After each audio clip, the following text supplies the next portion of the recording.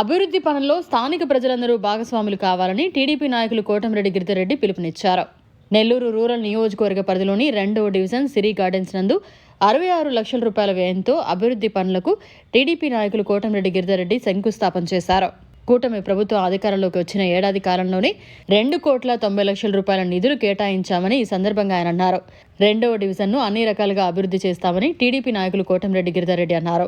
ఈ కార్యక్రమంలో cluster incharge Sabir Khan, కో cluster incharge Manubolu Rammohan Reddy, స్థానిక కార్పొరేటర్ రామ్మోహన్ యాదవ్, డివిజన్ అధ్యక్షులు మేకల అనిల్ కుమార్ యాదవ్ తదితరులు పాల్గొన్నారు. 2వ డివిజన్ చాలా పెద్ద డివిజన్.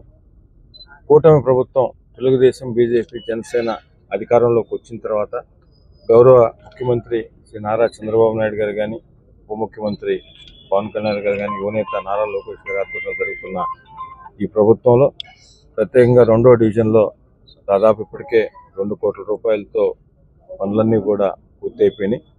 అది కాక ఈరోజు 65 లక్షల రూపాయలతో ఈరోజు మనం శంకుస్థాపన చేసుకోవడం జరిగింది. ఇవి కూడా వీళ్ళని త్వరగా పూర్తి చేస్తామని చెప్తూ, అదేవిధంగా చాలా పెద్ద డివిజను 2వ డివిజను గుడిపల్లిపాడు కానీ, జనతుషేర్ నగర్, అదేవిధంగా సిరి గార్డెను, పెద్ద చెరుకూరు, అల్లీపురం చాలా పెద్ద ప్రాంతాలు ఇంకా కూడా చేయాల్సినవి చాలా ఉన్నాయి. అయితే మనకున్న నిధుల లభ్యత బట్టి ఎప్పటికప్పుడు ప్రయారిటీని బట్టి, ఎందుకంటే సిరి గార్డెన్లో గతంలో కూడా పెద్ద చేసింది ఏమీ లేదు, అందుకని ప్రత్యేకంగా ఈ తడవ ప్రత్యేకంగా దృష్టి పెట్టి సిరి గార్డెన్కి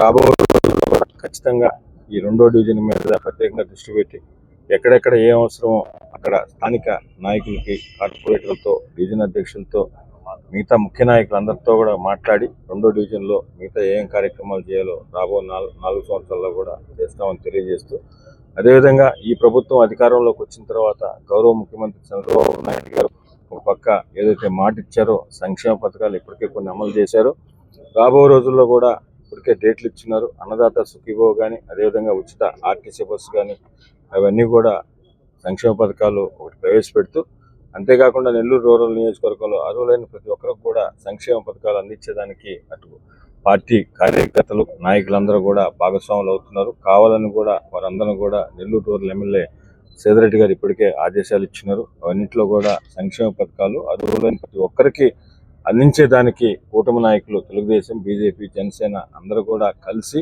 సమన్వయంతో ఎక్కడ ఇబ్బంది లేకుండా చూడాలని వారందరికీ కూడా ఎమ్మెల్యే గారు సేదరెడ్డి గారు ఇప్పటికీ ఆదేశాలు ఇచ్చినారు.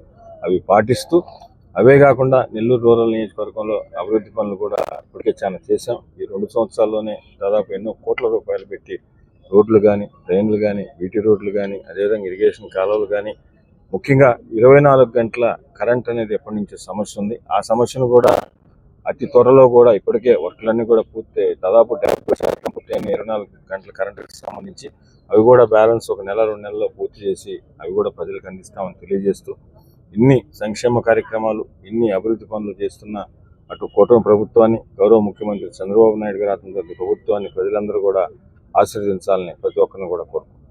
మరిన్ని అప్డేట్స్ కోసం మన HN9 టీవీ ఛానల్ ని సబ్స్క్రైబ్ చేసుకోండి.